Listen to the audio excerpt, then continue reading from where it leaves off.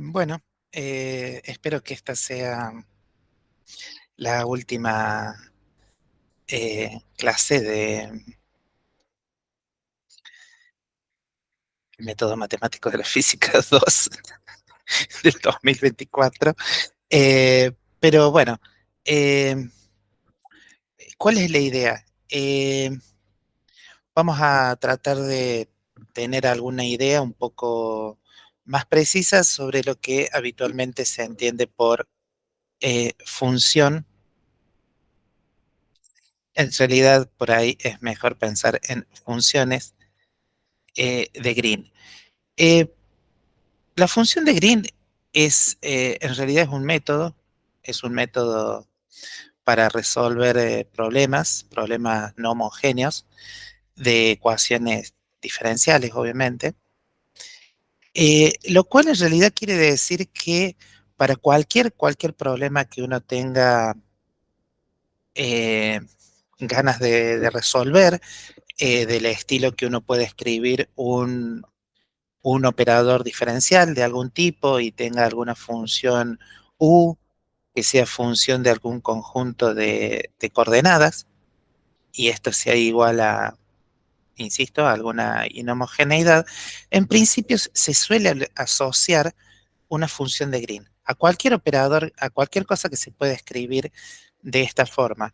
Es interesante notar que en principio las coordenadas pueden ser realmente coordenadas espaciales o puede ser inclusive una coordenada temporal. De hecho, si ustedes buscan en distintos libros, van a ver que L puede ser de la forma derivada segunda respecto al tiempo dos veces, menos c cuadrado, la derivada, no la derivada en este caso, sino el, el laplaciano.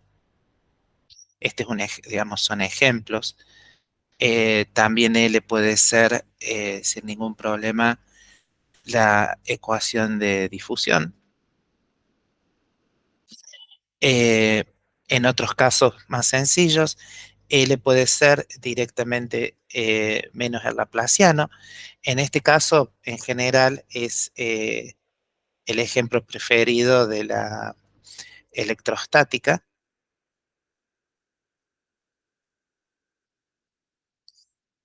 ¿sí? En el caso de que si L es exactamente igual a menos el laplaciano, el problema que va a estar estudiando es básicamente la ecuación de Poisson.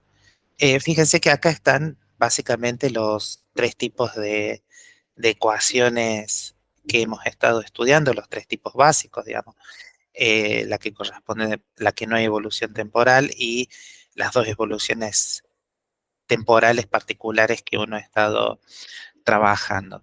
Eh, Como siempre, hay alguna nomenclatura en el cual a cada uno de estos problemas se le denomina hiperbólico, parabólico y elíptico por distintas razones.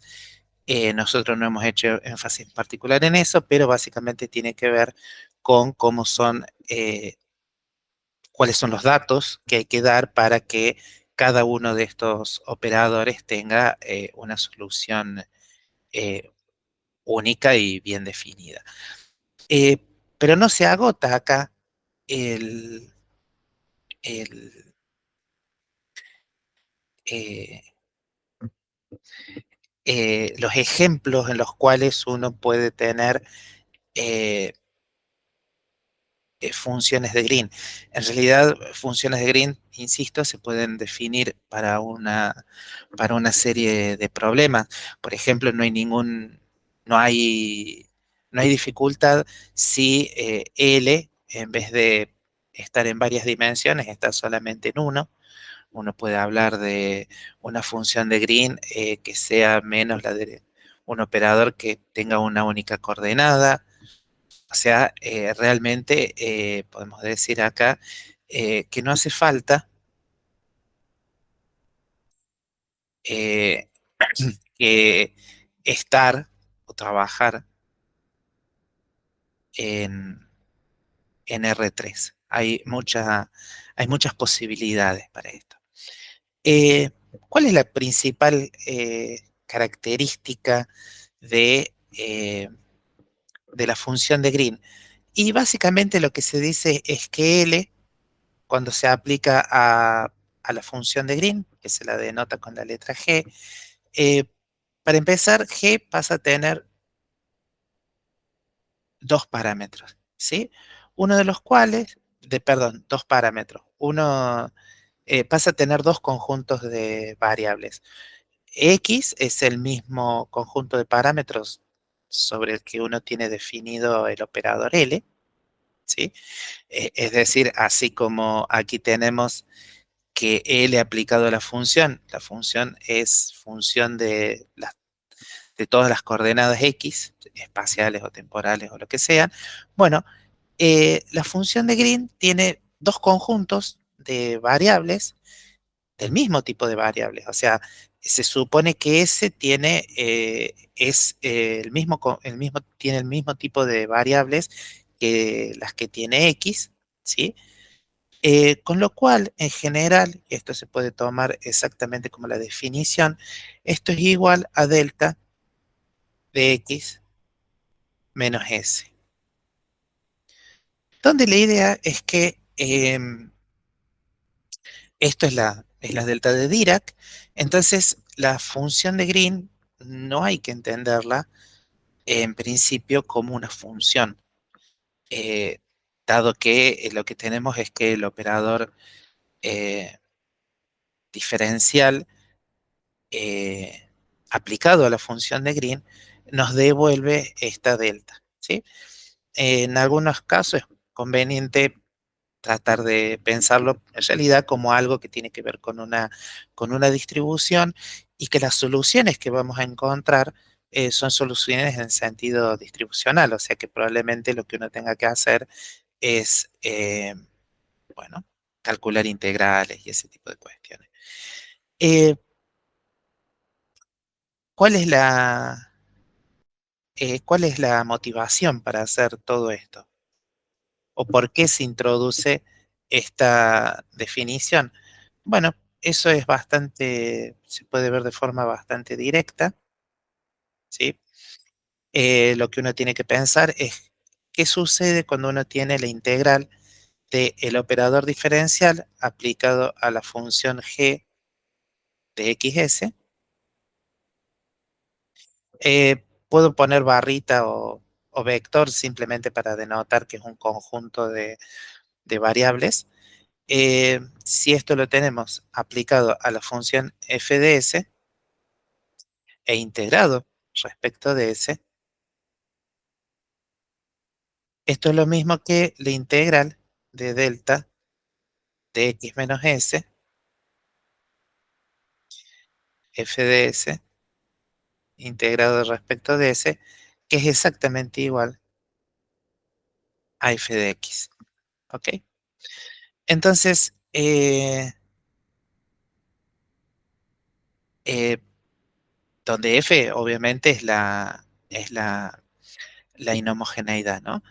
Eh, Aquí, como el operador en principio actúa sobre las variables x, que no son las variables de integración, uno podría escribir que L aplicado a la integral de g de xs por f de s integrado respecto a s, eso es igual a f de x.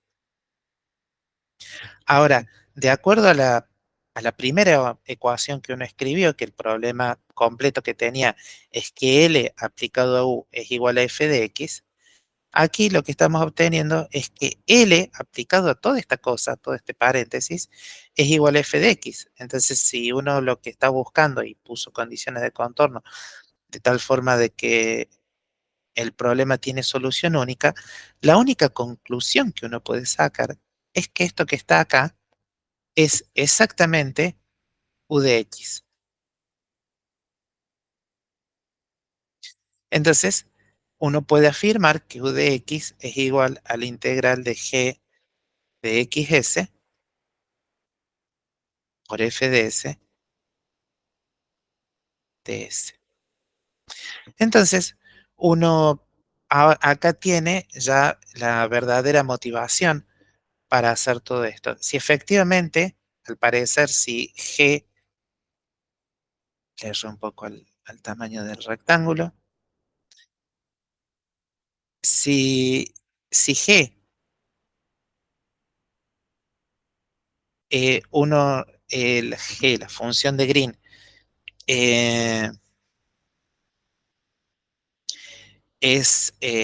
cumple la definición, a la conclusión que uno llega es que uno puede encontrar la función U si efectivamente puede calcular una integral de la función de Green con la inhomogeneidad.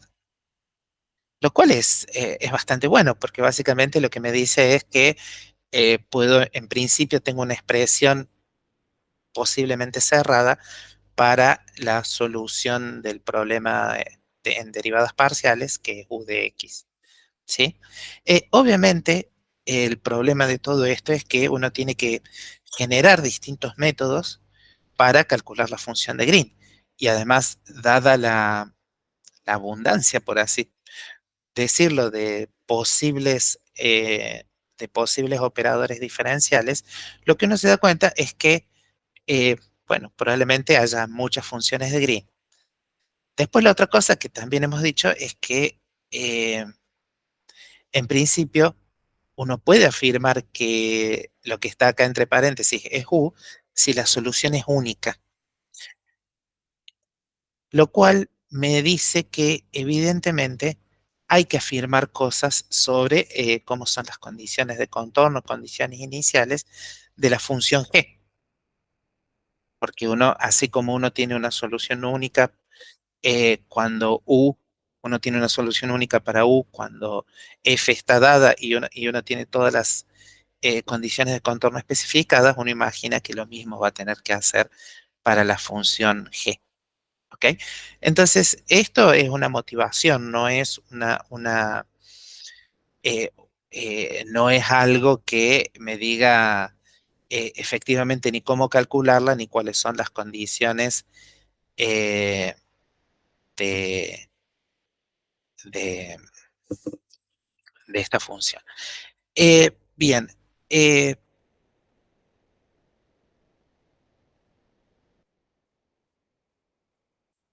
¿qué otra cosa se puede decir para poder efectivamente resolver, resolver problemas?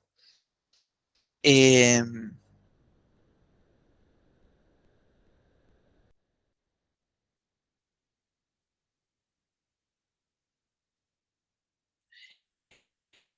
Uno puede producir funciones de Green, por ejemplo, cuando uno eh, eh, tiene determinados problemas.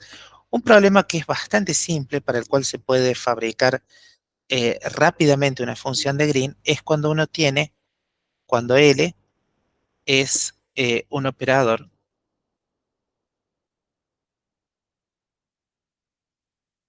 de Sturm-Liouville.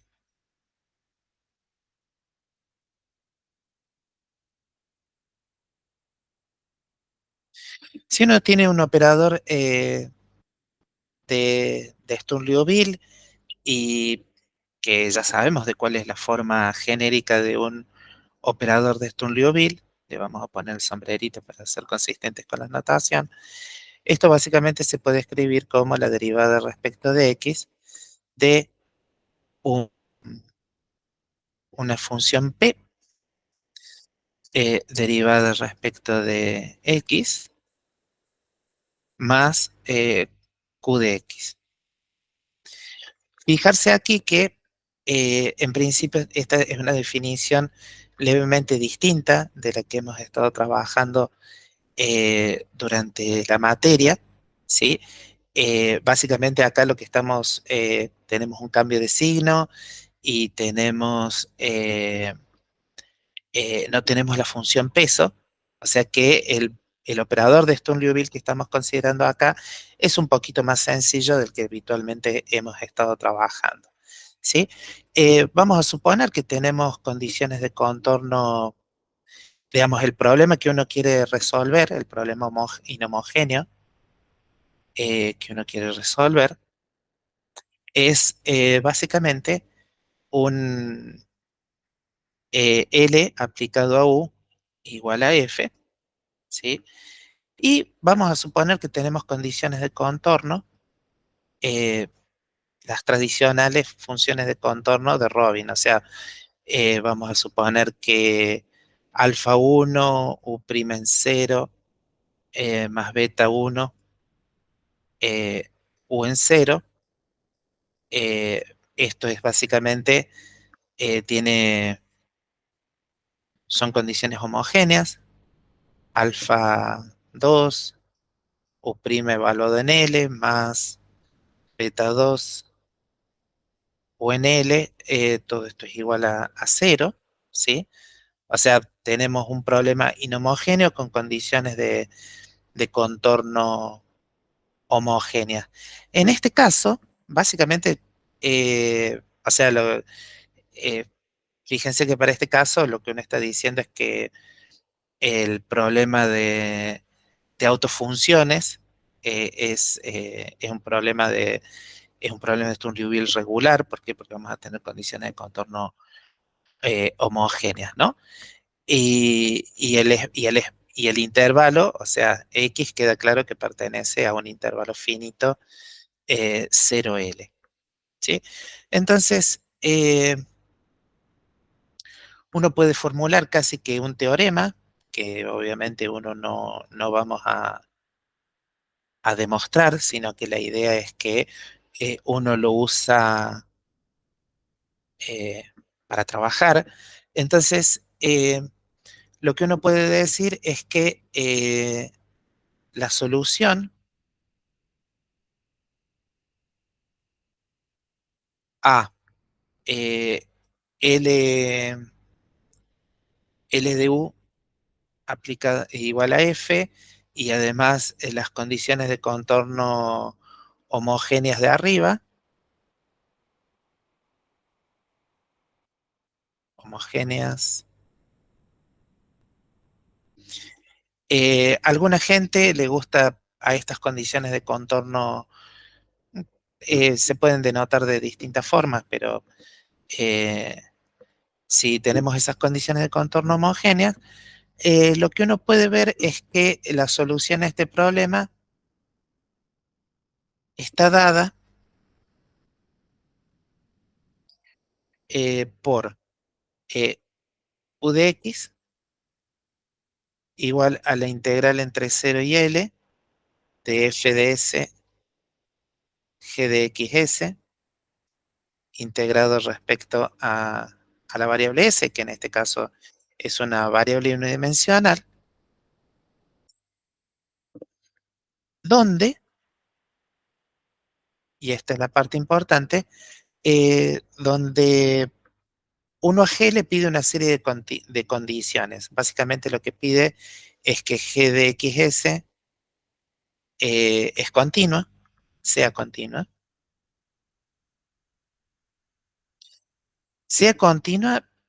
eh, en las dos variables, ¿no?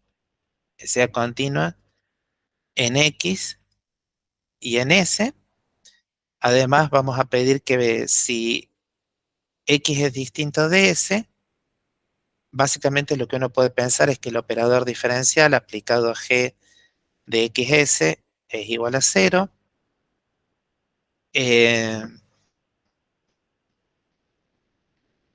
eh, Después, para S distinto de 0, y esto es importante, para S distinto de 0, eh, uno tiene que G de XS también satisface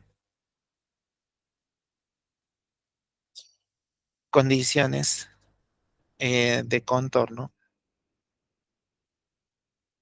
homogéneas, las mismas condiciones que satisface la función U, ¿sí? Además, eh, esto lo podemos pensar que tiene que ver con que uno integró el operador diferencial alrededor de un entorno eh, infinitesimal de S o cualquiera de esas versiones que uno hace en electromagnetismo, pero básicamente lo que uno impone es que G' en S0 más, función de S, menos eh,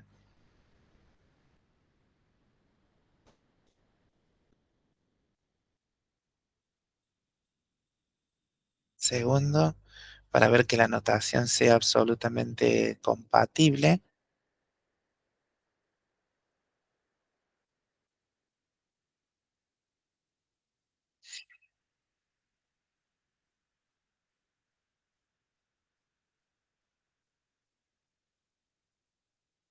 En realidad, esto más que S0 más, lo vamos a denotar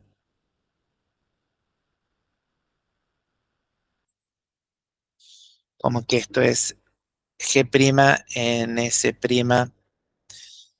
perdón, en S más, S menos G en S menos S, esto es igual a 1 sobre P sobre S, donde P es la función que entra en el, en el operador de Sturm-Liouville, ¿sí? Este mismo P. Y además, uno en general pide que haya una condición de simetría entre las variables X y S, de tal forma que G de XS sea igual a G de SX. Todo esto se puede ejemplificar de alguna forma eh, bastante simple, ¿sí? Por ejemplo, tomando que,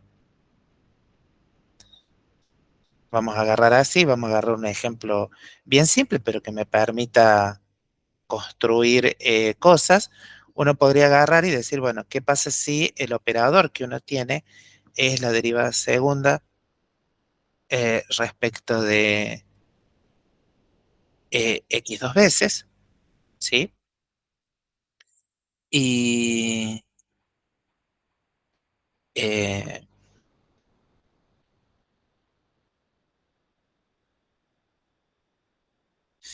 ok, y además vamos a suponer que, no sé, la inhomogeneidad sea igual a alguna función relativamente simple como x cuadrado. Entonces, ¿qué es lo que uno tendría que hacer acá? De acuerdo a la regla que a uno le dicen que la derivada segunda de g de xs con respecto a x dos veces, esto tiene que ser igual a la delta de x menos s. Entonces, uno podría decir, bueno, ¿cómo es que sale la condición de que la derivada en S más menos tiene un salto? Y básicamente lo que uno piensa es que va a estar, por ejemplo, integrando entre, entre S menos y S más, la derivada segunda de G de XS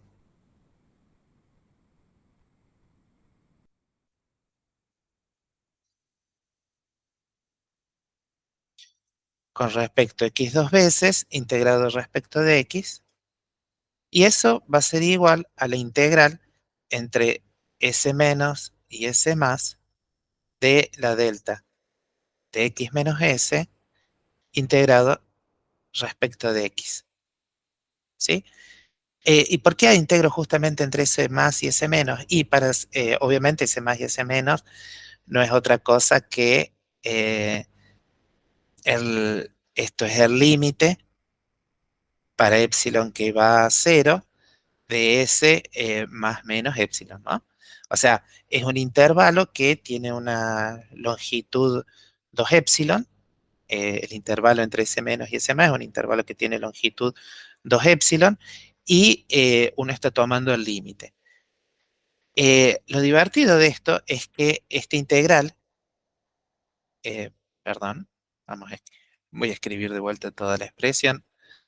Lo interesante de todo esto es que la integral entre S menos, si uno quiere tomar el límite entre S menos y S más de la derivada segunda de g de xs integrado con respecto a x dos veces, derivado respecto de x dos veces, integrado respecto de x, el lado derecho, uno sabe cuánto vale, básicamente vale 1, ¿sí? Y al lado izquierdo, acá uno también puede deducir cuánto vale, uno sabe que eso es básicamente la derivada de g evaluada en S más, eh, S, derivada respecto de X. Esto posiblemente sí, eh, se entiende que significa menos la derivada de G evaluada en S menos S con respecto a X, y todo eso es igual a 1.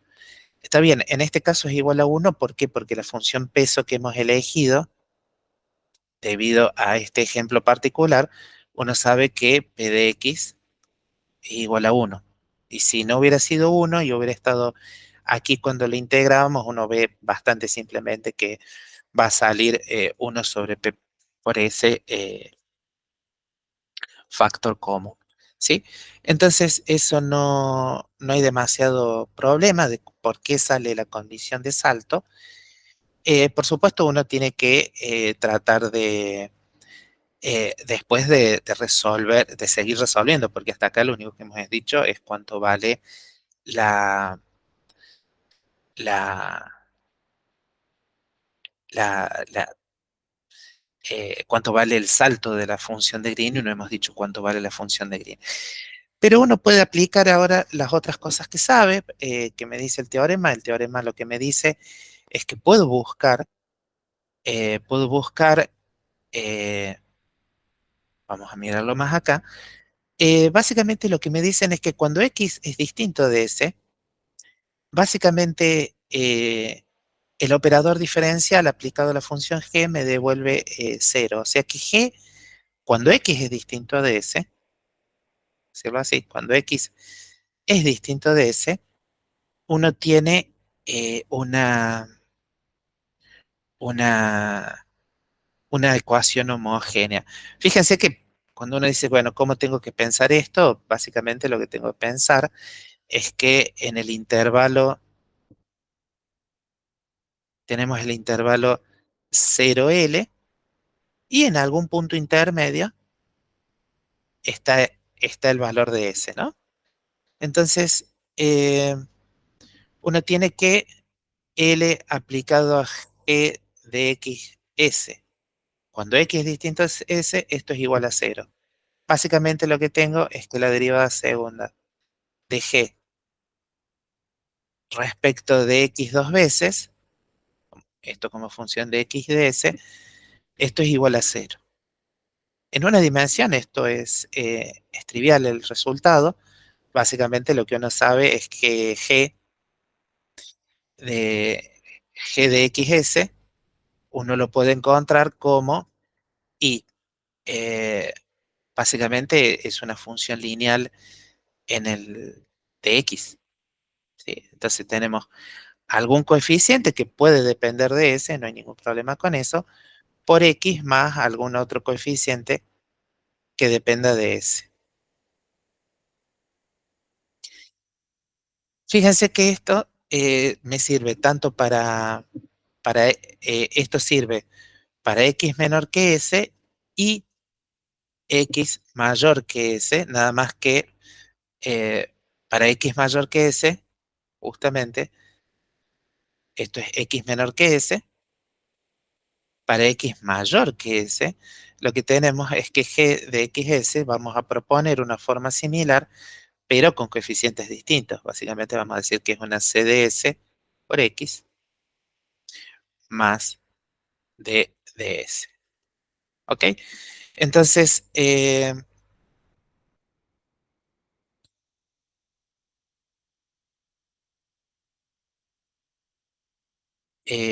entonces, lo interesante del caso es que uno puede, ahora tiene que aplicar las condiciones de contorno, ¿sí? Que de las cuales no hemos dicho nada, pero vamos a suponer, tanto para U, para simplificar las cuentas, vamos a suponer que U tiene condiciones de contorno homogéneas simples. Vamos a decir que U de 0 sea igual a 0 y que U de L también sea igual a 0. Entonces, evaluando, lo que uno obtiene básicamente es que a partir de esto puedo sacar que BDS es igual a 0 y a partir de esta otra función puedo sacar que CDS por L más DDS es igual a 0. Lo cual está buenísimo porque básicamente, fíjense que si uno quisiera determinar estos cuatro coeficientes necesita básicamente eh, cuatro, cuatro ecuaciones, ¿sí? Entonces tenemos la ecuación que nos da eh, cuánto vale, digamos, recordemos que la función de Green cumple las mismas condiciones de contorno que la función U, nada más que homogéneas. Entonces sabemos que G en X igual a 0 tiene que ser igual a 0 y que es esto lo que está aquí, que es G en X igual a 0 igual a 0 es esto. G en 0S igual a 0 y esta otra condición es G en LS también igual a 0. Tenemos hasta ahora entonces dos ecuaciones que, que nos determinan una serie de cuestiones y además tenemos la ecuación de continuidad porque nos dicen que G es continuo en X y en S, o sea que uno puede decir, por ejemplo, que si X es igual a S, alguna gente, para distinguirlas a estas, mientras uno las está calculando, le gusta ponerle algún signo algún símbolo para distinguirla, entonces a este podemos ponerle G menor y G mayor, ¿sí? Y entonces la condición de continuidad se expresa diciendo que G menor de SS, suena feo, tiene que ser igual a G mayor de S y S. Eso nos dice que eh, tenemos una ecuación que a su vez por S más PDS tiene que ser igual a CDS por S más DDS. Esa es la condición de continuidad. Después lo que me dicen es que cuando, cuando tenga la condición de salto, voy a tener que la derivada, y fíjense que ahora, como recién lo que teníamos era que la derivada de G evaluada en S más S, todo derivado respecto de X, menos la derivada de G en S menos en S sobre X, esto era igual a 1. Ahora, para nuestra notación, esto es lo mismo que decir que la derivada de G, porque ese más está en el dominio de G mayor. Así que esto lo podemos reemplazar por la derivada de GS mayor, evaluado las dos en S, menos la derivada de G menor, evaluada en S y en S, derivada respecto de X, y todo esto igual a 1. Entonces, afortunadamente las dos derivadas son bastante simples de calcular. En realidad lo que queda es que ADS es igual a CDS. Entonces uno tiene eh, varias ecuaciones. En principio, ya dijimos, tiene que haber cuatro ecuaciones. Eh, Aquí tenemos dos para determinar, vamos, lo voy a escribir así para que tenemos una, dos, eh, tres, cuatro ecuaciones para encontrar los coeficientes AS, BS y calcular la función de Green. Y básicamente con eso uno ya terminó el problema, ¿ok? Básicamente yo los invitaría a que ustedes continúen haciendo las cuentas, pero ya realmente no falta mucho. Lo que uno se da cuenta es que puede poner exactamente todos los coeficientes en términos de ADS, por ejemplo. Y con eso ya trabajar bastante, bastante simplemente. Eh, Todo esto muy bonito. eh, y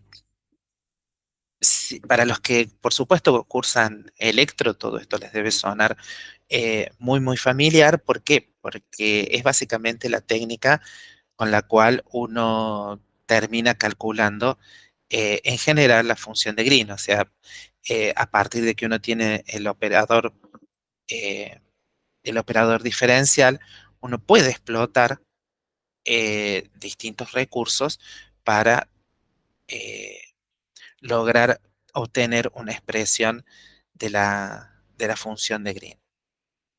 No es el único caso en el cual uno uno tiene resultados que afirman cómo es la función de Green. Hay otros casos bastante interesantes. El otro caso, así como muy interesante para la función de Green, es cuando uno tiene una expansión, y esto les va a sonar eh, conocido, cuando uno tiene una expansión en autofunciones. En este caso, en que es bastante precisa la formulación, vamos a decirlo así: si uno tiene que el operador diferencial de interés que uno tiene autofunciones,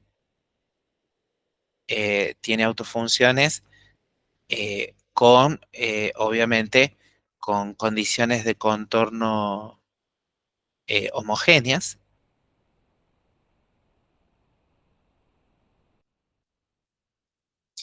Lo que uno puede verificar, esto es una expresión bastante eh, general, es que la función de Green eh, acá las variables x y x' no tienen por qué ser, digamos, no tienen por qué ser unidimensionales. Si son unidimensionales, obviamente funciona, pero si este operador es un operador en varias dimensiones y tiene autofunciones, igual se puede hacer. Entonces, la función de Green de x y x' se puede ver que es igual a la suma desde n igual a cero hasta infinito de acá. Lo que vamos a estar usando es que estas autofunciones pueden, en una de esas, pertenecer a un espacio complejo. Entonces uno suele poner psi complejo conjugado de n de x, psi n de x prima, todo dividido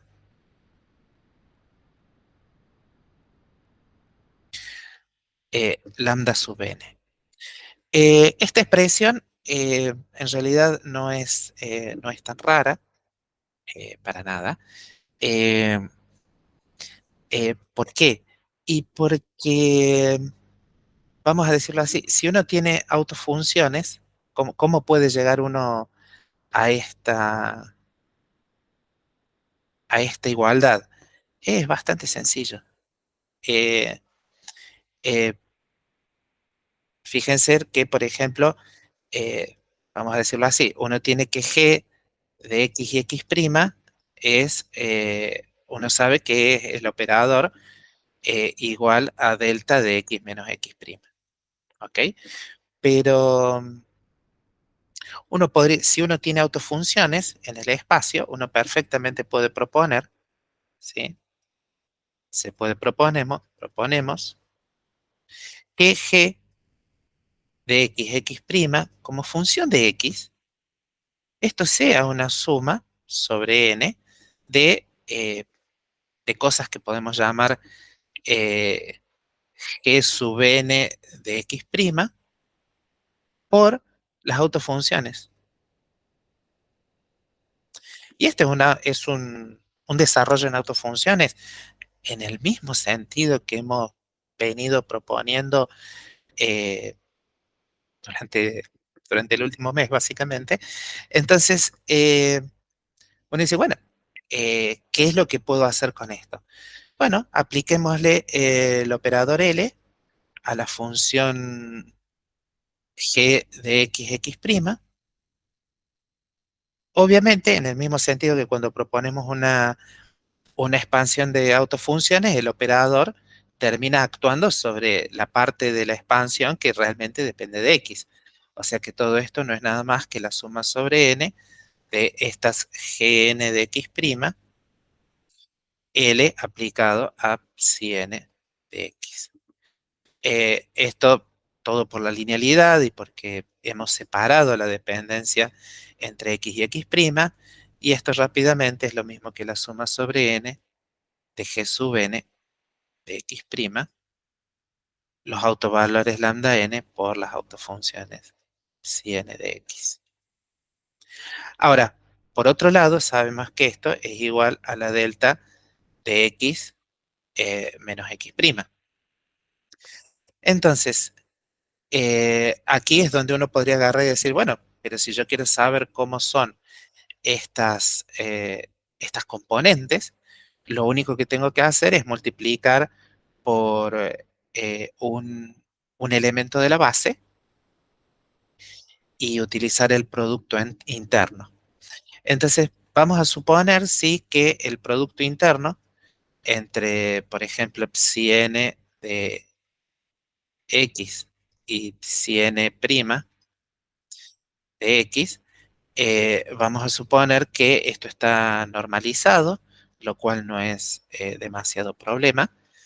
Eh, y si esta condición se da, lo que uno puede agarrar es decir, bueno, calculo el producto interno, por ejemplo, de psi m con la expansión en autofunciones. Tenemos gm de x' y tenemos la psi n, y esto tiene que ser igual al producto interno de psi m con la delta de x menos x'. Si todo esto es cierto, acá básicamente utilizo la propiedad del producto interno. Entonces esto que está acá no es otra cosa que g sub m de x', Y esto, digamos, el Producto Interno sabemos que eh, si, vamos a decirlo así, eh, que es otra condición que tenemos que agregar en este caso. Vamos a suponer que en este operador tiene tiene una pinta muy a operador razonable, pero que la función de peso, perdón, esto es lo que vamos a suponer, es eh, que en este producto interno vamos a suponer que la función de peso vale 1 para que no aparezcan cosas raras. Entonces, el lado derecho de la ecuación es básicamente si sub m por eh, de x', porque lo que hace la delta es evaluar esta función en x', y además del lado izquierdo me estoy olvidando un lambda sub m, que está acá, ¿sí? Eh, y que está acá, y que me lo había olvidado. Entonces ya tenemos los coeficientes de la expansión, que sub m de x' es exactamente igual a psi sub m de x', todo sobre lambda sub m, con lo cual efectivamente queda demostrado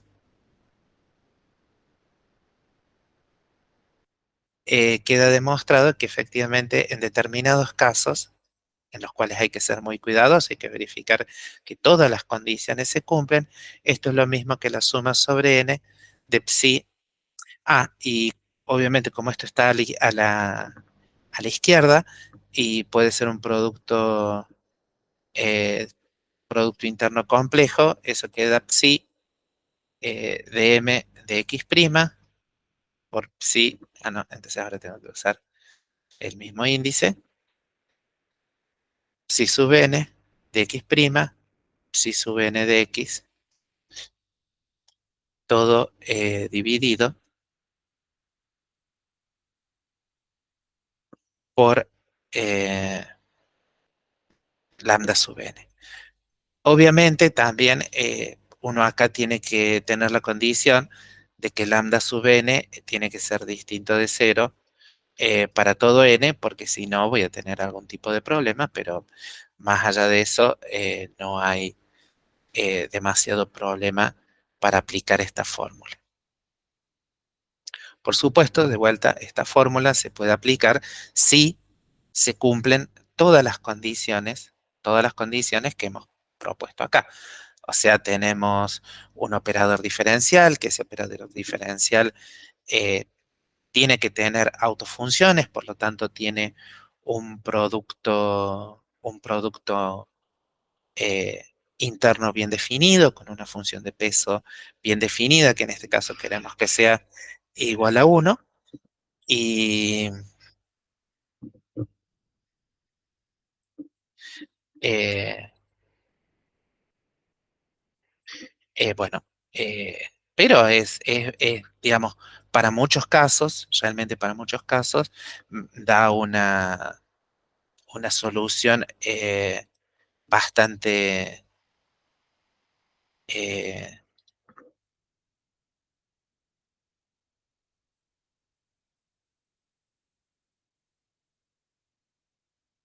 da algo bastante razonable y general para calcular cosas.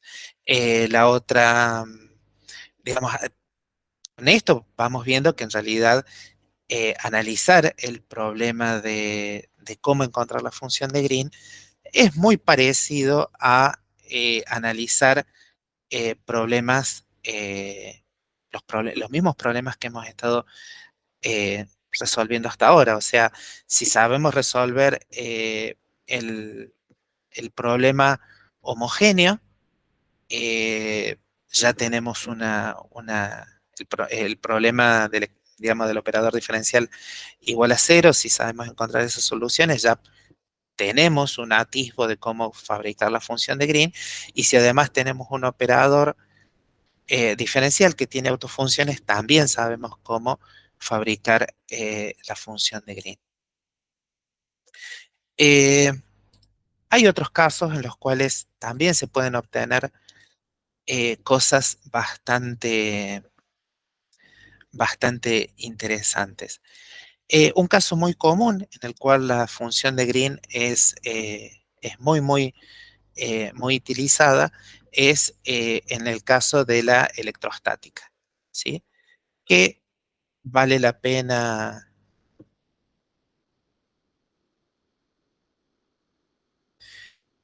vale la pena eh, tratarlo por separado. ¿Por qué? Porque obviamente está en electro y da resultados realmente muy generales, muy bonitos, eh,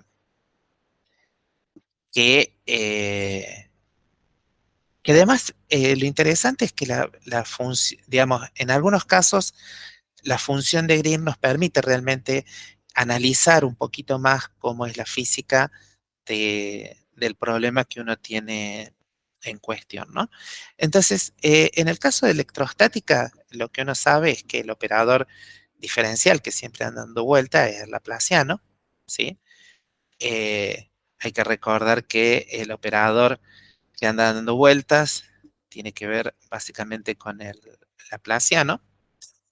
Y, y uno puede utilizar acá, la ventaja que tiene es que uno puede utilizar, por supuesto, algunas de las identidades del análisis vectorial que ya se conoce. Entonces, por ejemplo, uno sabe que existe la ley de Gauss, uno sabe que si tiene la divergencia de un campo vectorial e integra eso en algún volumen, eso es lo mismo que la integral en la superficie de ese mismo campo vectorial y bueno, y hay que integrarlo con respecto al elemento de superficie correspondiente en el cual está la, eh, el vector que es normal a la superficie localmente y el elemento de superficie, ¿no? Y uno puede agarrar y particularizar.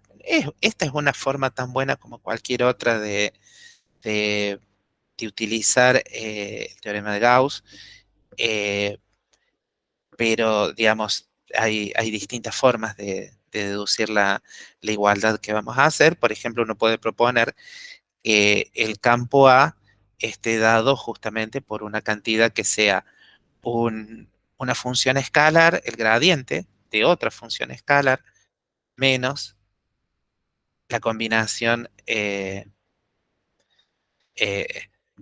la combinación en la cual ahora tengo la segunda función escalar y el gradiente de la primera. Entonces, si uno calcula cuál es la divergencia de, de este campo vectorial, lo que uno saca es una expresión bastante simétrica, saca que esto es phi por el laplaciano de la segunda función menos la segunda función, el laplaciano de la primera. Con lo cual, si se introducen estas dos cantidades en la identidad de Gauss, lo que uno saca es que la integral en el volumen de la función phi por el laplaciano de psi menos psi el laplaciano de phi integrado en el volumen, esto es igual a la integral sobre la superficie de esas mismas cantidades. O sea, de phi por el gradiente de psi menos psi el gradiente de phi y todo integrado en la superficie. ¿Ok? Por supuesto, acá la idea es que estas funciones uno las va a reemplazar por funciones conocidas. O sea, lo que uno va a querer es que, por ejemplo, si uno tiene que el laplaciano de la función phi es igual a una densidad de carga, ¿sí? Acá puede haber signos más, signos menos, pero eso no es particularmente preocupante. Lo interesante es que uno tiene el laplaciano igual a una función, esta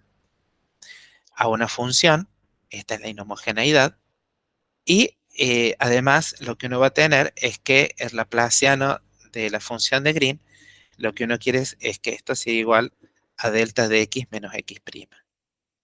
Acá vamos a suponer que x, x' son cantidades vectoriales sin mayor problema. Si ahora uno usa esto, que es, que es básicamente lo que me dicen, la función de Green satisface la misma ecuación diferencial que satisface la cantidad de interés. Si uno hace esto, básicamente lo que uno termina teniendo es que la integral en el volumen de la función, acá hay que, por supuesto, especificar en dónde están evaluadas las funciones y en dónde están evaluadas las derivadas, pero fíjense que acá phi, el laplaciano de psi, etcétera, están integrados respecto a su variable. Entonces acá vamos a tener que vamos a tener phi de x', vamos a tener la delta de x menos x', porque ese es el laplaciano de la función g, y estamos reemplazando directamente, menos g de x, x',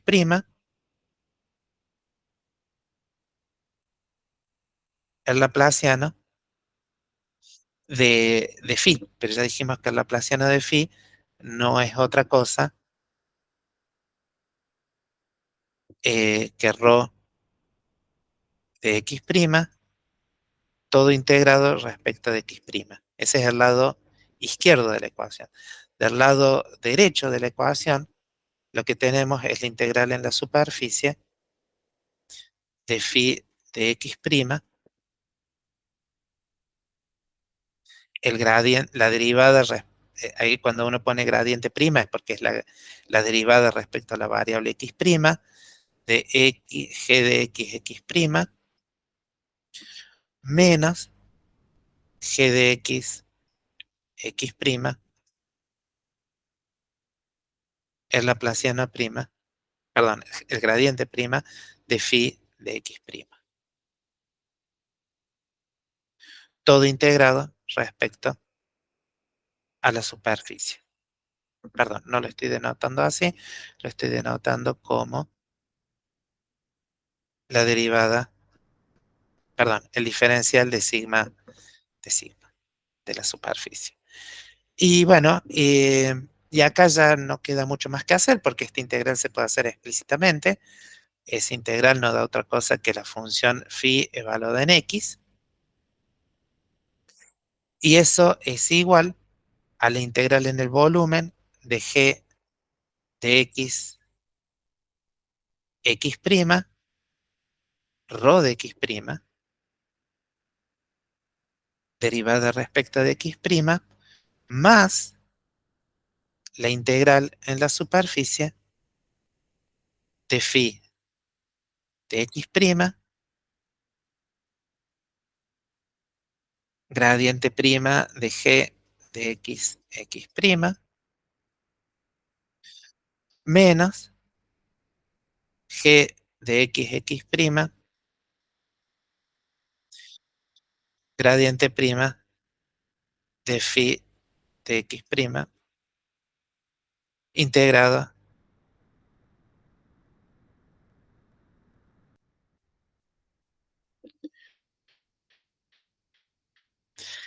en la superficie.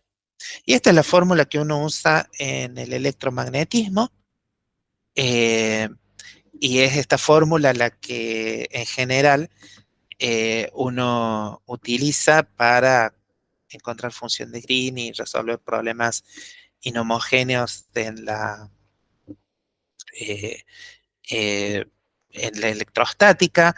Aquí, en general, en este término, es donde uno ve que, como esto está evaluado en la superficie, básicamente estas partes de la función tienen que ver con, bueno, cómo son las condiciones de contorno que uno le pide a la función, y obviamente para poder evaluar este término es que habitualmente uno dice que la función g tiene que satisfacer las mismas condiciones de contorno que la función de interés.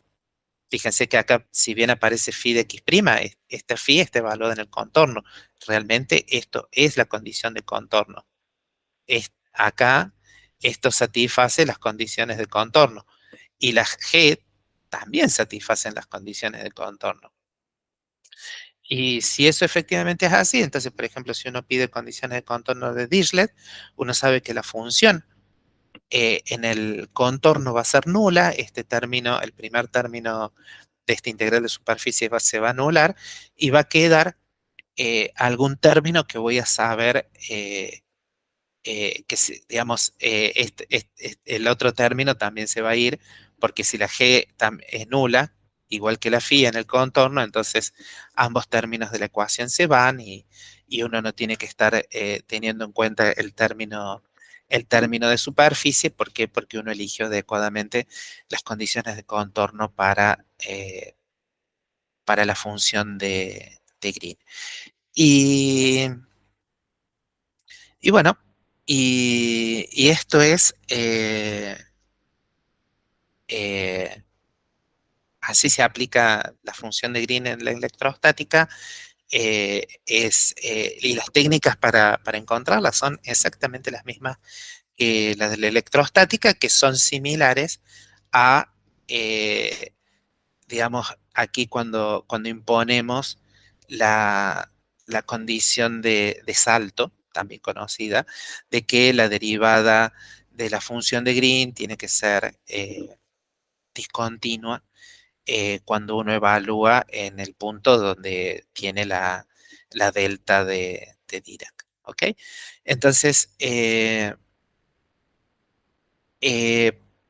lo único que restaría eh, sería pensar qué sucede cuando uno tiene una variable temporal, porque no hay ningún problema, no hay ningún problema de que, fíjense que acá en general las integrales que quedan siempre involucran todo el rango de variación de la variable espacial. Bueno, está muy bien, terminamos integrando, por ejemplo, acá sobre todo el volumen y sobre toda la superficie. Ahora, cuando uno tiene una variable temporal, uno se da cuenta que tiene algo distinto, tiene que haber, porque si bien se tiene que poder fabricar una función de Green, no queda claro que tiene que haber alguna forma de que uno mantenga causalidad, en el sentido de que si yo quiero la función a un determinado tiempo, esa función a un determinado tiempo solamente puede depender de tiempos que sean anteriores a, eh, al tiempo en el cual uno se está fijando en la función. ¿Sí? Y entonces, el formalismo que se tiene que proponer en el caso de que efectivamente la dependencia eh, temporal sea importante, hay que tener ahí en cuenta un pequeño truco que habitualmente se denomina eh, función de Green avanzada y función de Green retardada, cuya única finalidad es que eh, todos los tiempos que quedan involucrados en la solución yo la voy a querer a un tiempo dado, y eso probablemente va a depender de una integral de un montón de cosas que dependen de tiempos anteriores. Si depende de tiempos anteriores, está todo bien. ¿Por qué? Porque eso respeta causalidad en física. Ahora, uno nunca tiene que poder, uno no debería encontrar soluciones eh, a un tiempo t que dependan de cantidades que estén evaluadas a tiempos posteriores de esa cantidad. Y eso es un truquito bastante lindo, bastante corto en realidad, que bueno, ya ha pasado bastante tiempo. Lo voy a subir en todo caso en otro videito, pero que va a ser muy corto. Eh, Ahora, todas estas técnicas ya están, son bastante, son muy usables, sirven para resolver un montón de problemas, y la técnica de función de Green retardada y adelantada, eso lo agrego en media hora o una cosa por el estilo. Voy a cortar la grabación y subo esto.